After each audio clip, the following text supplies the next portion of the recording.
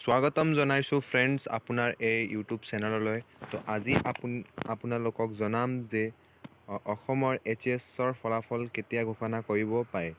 আজি অৰ্থাৎ 31 মে'ৰ অসমৰ CM যিটো হিমন্ত বিশ্ব শৰ্মা ছাৰে এটা ঘোষণা কৰিছে যে আমাৰ AHSEC কাউন্সিল এতিয়া প্ৰিপেয়াৰ হোৱা নাই ৰিজাল্ট দিবলৈ। যেতিয়া প্ৰিপেয়াৰ হ'ব তেতিয়া ৰিজাল্ট ঘোষণা কৰিব, 24 ঘণ্টাতে ঘোষণা কৰি দিব। কাউন্সিলত এনেকুৱা প্ৰেছাৰ বনাব নালাগে। যদি প্ৰেছাৰত ৰিজাল্ট দিয়ে তেনেহ'লে কিবা ভুল হ'ব পাৰে। এইটো আমাৰ CM ছাৰৰ মন্তব্য। চ' এতিয়া কাউন্সিল প্ৰিপেয়াৰ হোৱা নাই। হ'ব পাৰে আমাৰ ৰিজাল্টটো HS-ৰ ৰিজাল্টটো জুন মাহৰ প্ৰথম সপ্তাহতে দিব পাৰে। যেতিয়া প্ৰিপেয়াৰ হ'লে 24 ঘণ্টাৰ ভিতৰতে ৰিজাল্ট দি দিব, যেনেকৈ HSLC এক্সামিনেশ্যনৰ ৰিজাল্টটো দিয়া হৈছিল। তো আৰু কেইটামান আপোনাক প্ৰুফ দেখুৱাই দিছোঁ।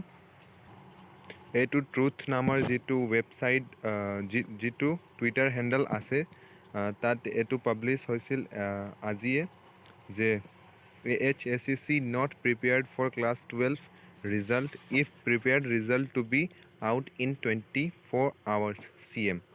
ঠিক আছে, ইয়াত আপুনি ডেট চাব পাৰে, 31 মে 2023 ওপৰত লিখা আছে।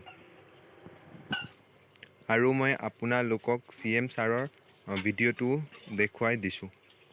কোনোবা দিন দিব, তেওঁলোক ডেফিনেটলি ৰেডি হোৱা নাই। গতিকে এইটো খুব বেছি পুছ কৰি থাকিব নালাগে। পেপাৰ বা পাব্লিকৰ হেঁচাত কিবা এটা ভুল ৰিজাল্ট এটা দি দিব।